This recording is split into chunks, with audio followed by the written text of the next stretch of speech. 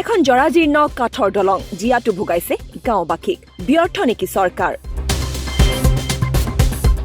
এখন জৰাজীৰ্ণ কাঠৰ দলঙেৰে বিপদসংকুলভাৱে যাত্ৰা কৰিবলগীয়া হৈছে এখন গাঁৱৰ ৰাইজে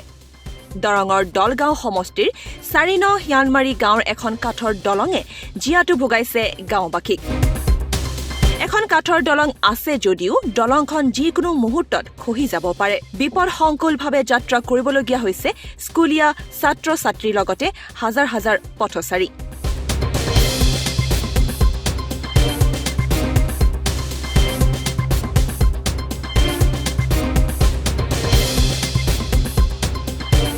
যাৰ বাবে এতিয়া শংকিত হৈ পৰিছে স্থানীয় ৰাইজ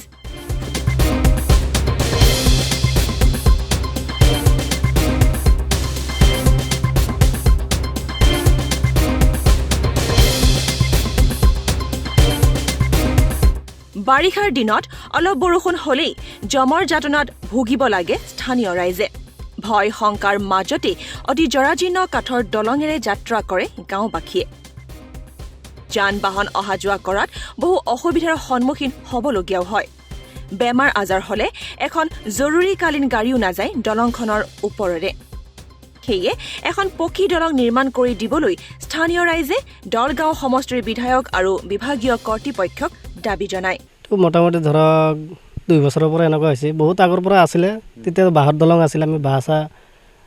ঘৰৰ পৰা সবে ৰাইজে মিলাই পেলাই বাঁহচা আনি পেলাই আমি এনেকুৱা দলং বনাই পেলাই চলি আছিলোঁ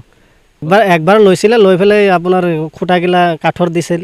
দি পেলাই ছাইডগিলা অলপ কাঠৰ বনাই দিছে দি পেলাই এতিয়া 2 বছৰৰ পৰা এনেকুৱা ভাঙা চিঙা চলি আছোঁ আৰু এনেতো জনাই আছোঁ কৈয়ে আছোঁ এইটো টকাটো এতিয়া মোৰ মনত নাই 7 লাখ কিমান পইচা হ'ব যায় আৰু সেনেকুৱা কি কৰবাৰ কোন ধৰি লৈ যাওঁ দলগাঁৱৰ পৰা খৰ্গেশ্বৰ চৌধুৰীৰ ৰিপৰ্ট দি নৰ্থ ইষ্ট